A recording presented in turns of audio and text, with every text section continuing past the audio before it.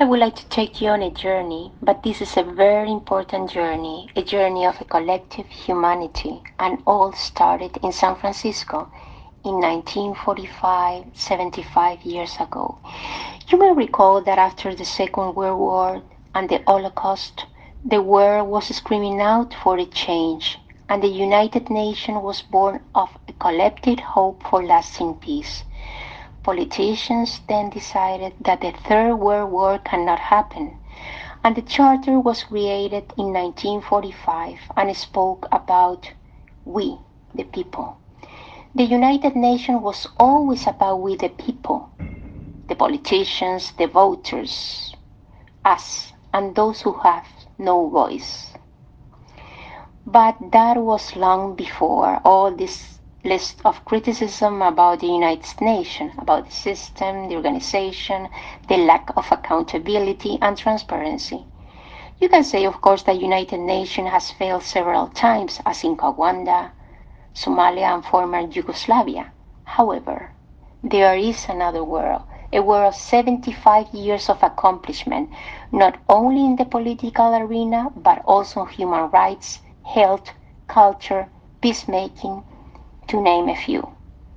As Dag Hammarskjöld once said, the UN was not to bring mankind to heaven, but rather to save them from hell.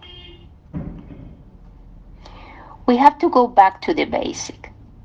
75 years ago, when UNICEF was established, World Health Organization, World Food Program, and many, many others that fed children, protected people from violence, protect people from conflict, and get them hope. United Nations is in the business of values and hope, but what it takes to succeed and to create a better world for all of us, a world of opportunities for everyone, everywhere, and at the same time. So how do we need to work? What would it take to make a better job for all of us? We, you and me, are lucky to live in a safe place, but as of today, challenges has shown Brussels, Beirut, Iran, Iraq, Israel, to name some, and the next terrorism attack will happen. It's not a matter of if, it is a matter of when. So for the sake of our security, we need to do things differently and invest in the very system that actually reflect and speak for all of us, shares values and hope, based in human rights for all of us and not just for a few.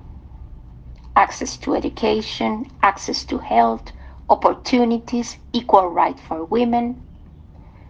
So what United Nations has failed as a system is to act in time, to be prompt and efficiently, to be task-oriented, to have the result, but also has to do with the member state, and especially to the members' countries, which has permanent seats in the Security Council, that they really believe in and make that system work for the best of humanity. But how can we do that if these P5 permanent members use the veto power in a very controversial way? The United States, for example, has vetoed thousands of resolutions against Israel for their action in the Middle East. Still, Donald Trump said, United Nations has to do a better job. They have to be more fair to other countries, including the United States. So we are not going to be involved with them. We are going to do it in a separate way. And of Trump's era, we'll have much in this regard. If even one of the P5 has veto resolution, that's it. And that happened hundreds of times since the Council was founded. To name a few, let's remember the late Soviet Union and United States for more than 45 years during the Cold War. At present, we have Russia. It's an example of using veto power more than any other member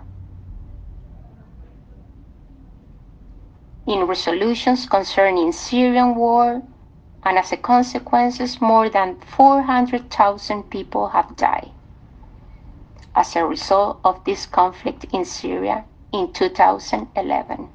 And China veto prevents United Nations to take any aid program action in countries such as Syria, Palestine, Yemen. As Sally Chetty, former General Secretary, once said, very often state members have been accused of advancing his own political interest in the face of global crisis. They make the rules. They are not going to change the rule in a way that negates their own interest. So what is proposed for the future of the veto? Some countries of the P5 have supported the voluntary restraint. That means that the P5 will have a responsibility not to use veto power in situations where mass atrocities are being committed, like in Syria, for example. This proposal has gained a lot of approval of most members in recent years, calling the Security Council to adopt the measure, but some said the veto is necessary, and others said that might be hard to agree on the definition of what constitutes a mass atrocity. Other proposal is rather than restrict the P5 will be to add more members when France and UK are open to expansion. United States, Russia and China directly oppose. A big challenge that the UN faces. If you start by saying we the people, where are the people's voices in the decision making? This is the time for multilateral cooperation. The UN is only as committed as its member countries.